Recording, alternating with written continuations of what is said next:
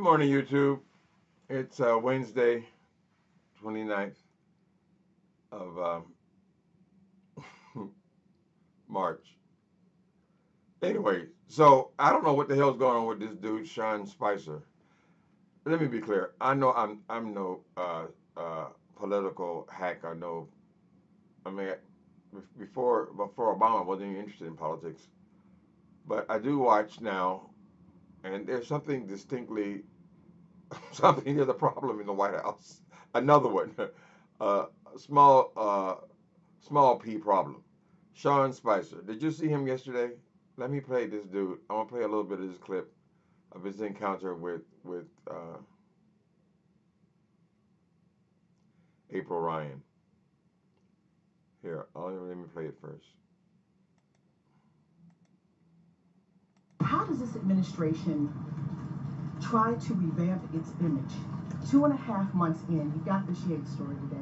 You've got other things going on. You've got Russia. You've got wiretap, and you've got no. We don't have that. I don't. On Capitol Hill. No, I get it, but you keep. I've said it from the day that I got here until whatever that there is no connection. You've got Russia. If the president puts Russian salad dressing on his salad tonight, somehow that's a Russian connection. But every single person. No, that's I appreciate your agenda here, but the reality is, no, hold on. No, at some point report the facts. The facts are that every single person who has been briefed on this subject has come away with the same conclusion. Republican, Democrat, so I'm sorry that disgusts you.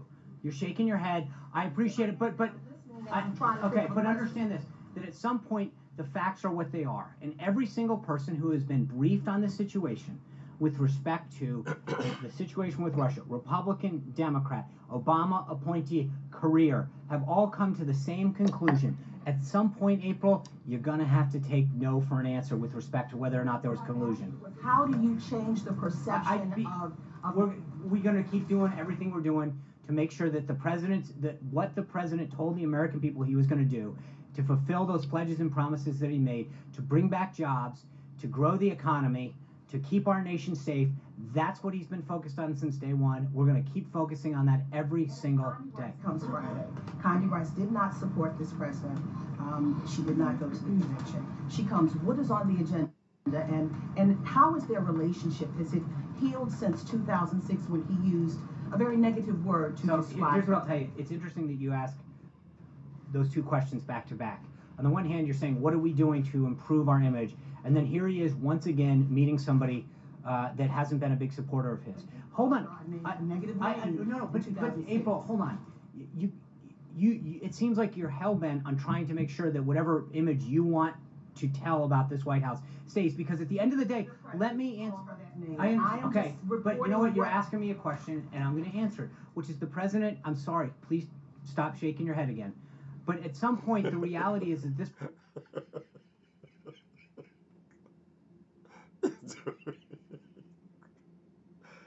Talk about. All right. So that's Sean Spicer. That's the president's press secretary. You know what this dude reminds me of? He reminds me of these old movies, Willie Dynamite, The Mac, where they used to have these black exploitation movies. and of course, there's I hate to even mention prostitution and pimping and all that kind of stuff, but they always had these pimp keeping the iron hand fist down, get back out there. You know, she broke, her shoes are broke over. He pushing her back out there, get back out there, get my money and all this bullshit. Okay, this is what I'm getting from Spicer. I'm getting that Donald Trump is going there and reaming him every day, giving him critiquing every word, because you know Trump is very much into the television. I'm sure he's into his own press conferences, pushing him back out there and say, "Bitch, say this, say that." I don't even think Spicer came up with that line about if the president puts Russian salad dressing on. That's probably something that came from Trump. But at some point, you got to say, listen, no. The answer is no, I'm not doing this. I'm not going to make a public mockery of myself every single day during this White House. This man does not have the temperament to be the press secretary. He, if anything, as rough around the edges as Trump is, he needed someone to go out there and present as if a mature person to go out there and communicate his thoughts. He did not need Sean Spicer, who is more erratic and more wild than he is. This dude's under such stress, telling his president's lies, and to back up all of his stuff, I just see abuse being in there. Donald Trump saw weakness. He saw weakness. This guy is easily manipulated. He would do whatever I tell him to do. If I tell him to climb to the top of the empire and leap for glory, he would do it. So that's what we wanted, because it's always been a mystery to me why he would choose someone like Sean Spicer, who seems like just right on the cusp of losing his mind, to be his press secretary, to be his voice in the White House. To be his voice to the public from the White House every single day. It ain't making sense to me. So I don't know what Trump's thinking is.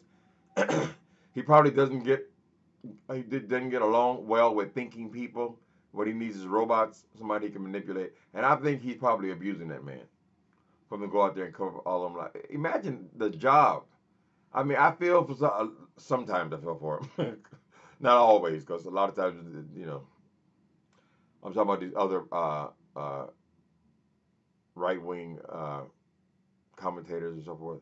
They got to go out there and speak for Donald Trump and all of his foolishness every day. It's got to be a hard job, because you got to be thinking the whole world's got to be seeing me as an absolute idiot, and I got to make it sound like I'm not an idiot, and that my boss is not an idiot. But just this dude, now I'm not a person who laughs very easily with television stuff and things like that.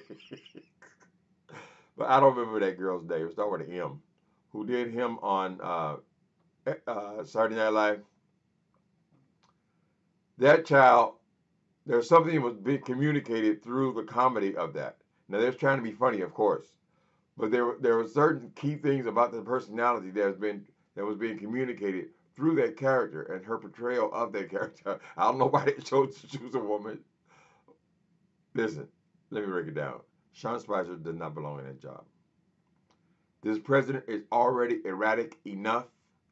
He don't need Spicer out there arguing with the press every single day. Now, I feel for April Ryan, because she can't seem to get a question in without being attacked.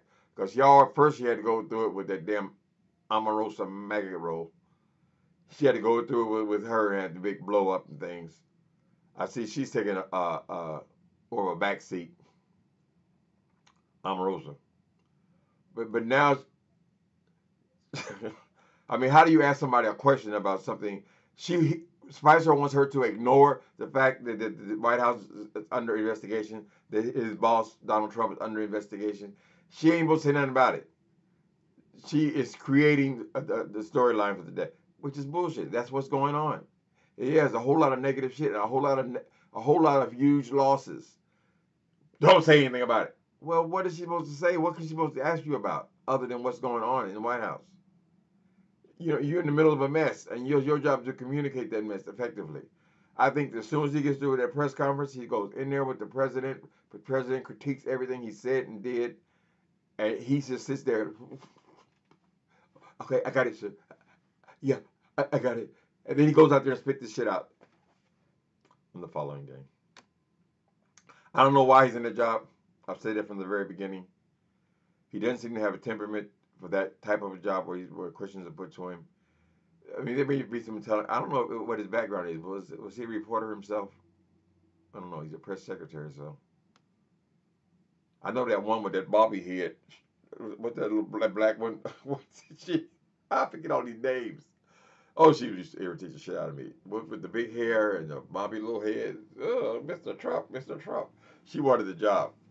And I'm so happy. First of all, let me give him the prop. I'm so happy that she was not put. I had to look at her every day. But this Spicer is not much better of a choice. So this goes to